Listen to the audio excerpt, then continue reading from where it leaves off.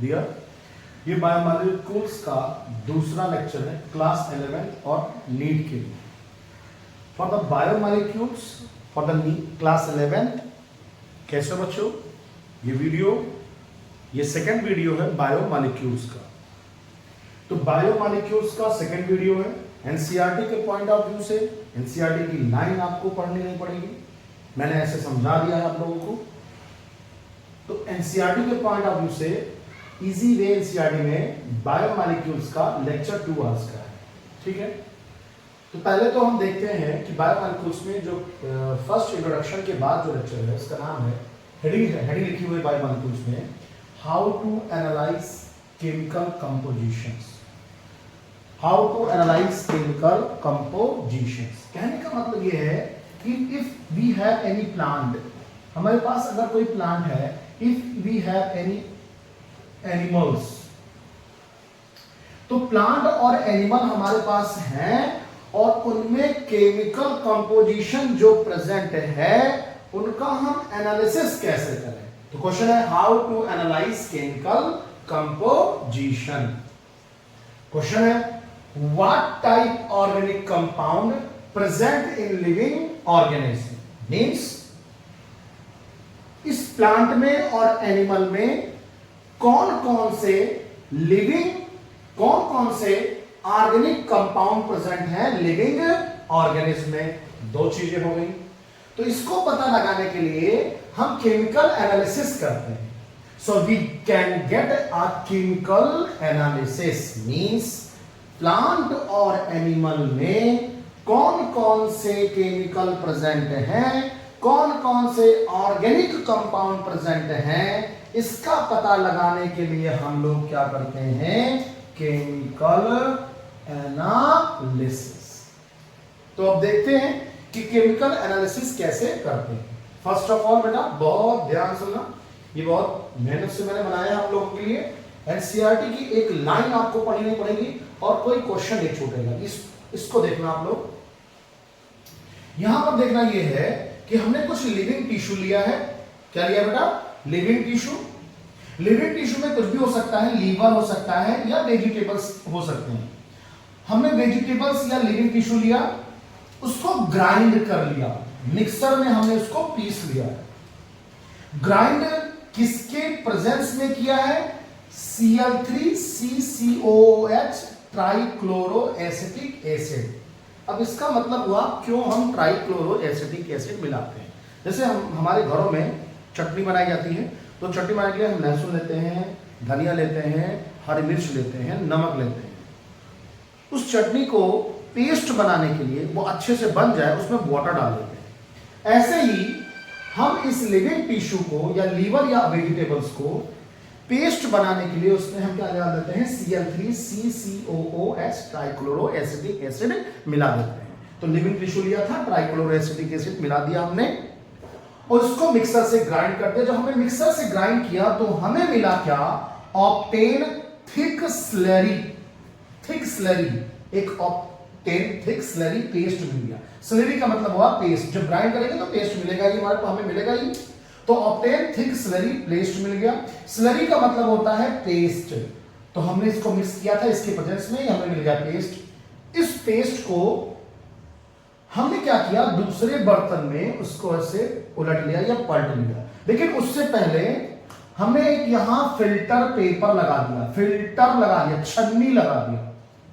इसको छानने के लिए हमने क्या लगा दी? छन्नी। किसको छानने के लिए? जिसको हमने लिविंग टिश्यू लीवर को ग्राइंड कर लिया था।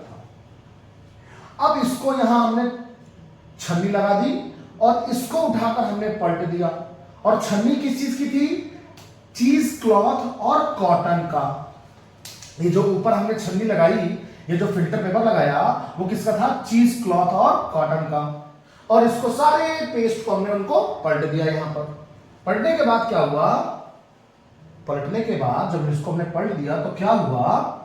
ये जो छन्नी थी, कुछ लोग तो छन्नी को पार करके नीचे चले गए, उनको कहा नंबर 1। और कुछ लोग छन्नी के ऊपर ही रह गए, उनको कहा नंबर 2। जो छन्नी के पार कर, जो फिल्टर को पार करके नीचे आए, उनका नाम हो गया फिल्ट्रेट। क्या नाम होगा बच्चों? फिल्ट्रेट। जो इस छन्नी को पार करके नीचे आए, हमने जब ये डाला था तो इस छन्नी को पार करके जो नीचे आए उनका नाम हो गया फिल्ट्रेट।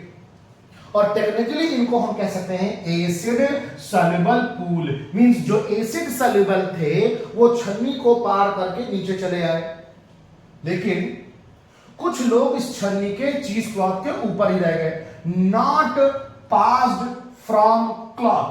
कुछ लोग, कुछ कंपाउंड, कुछ एलिमेंट इसको क्रॉस नहीं कर पाए, तो लिखा हुआ नॉट पास फ्रॉम क्लॉथ। इस क्लॉथ से पास नहीं कर पाए तो जाहिर सी बात है ऊपर ही रहेंगे। तो जब ऊपर रह गए तो उनका कुछ ना कुछ नाम होगा, जो ऊपर छन्नी के रहेगा उनका नाम हो गया रिटर्नेटेट। और टेक्निकली इनको रिटर्नेटेट जो ऊपर रह गए उनको कहते हैं एसिड इनसॉल्युबल फ्रैक्शन।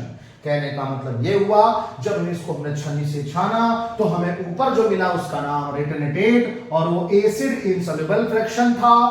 जो हमें नीचे मिला फिल्ट्रेट, एसिड सॉल्युबल था, वो हमें इस छन्नी से नीचे मिला, उसका नाम हो गया टेक्निकली एसिड सॉल्युबल पूल।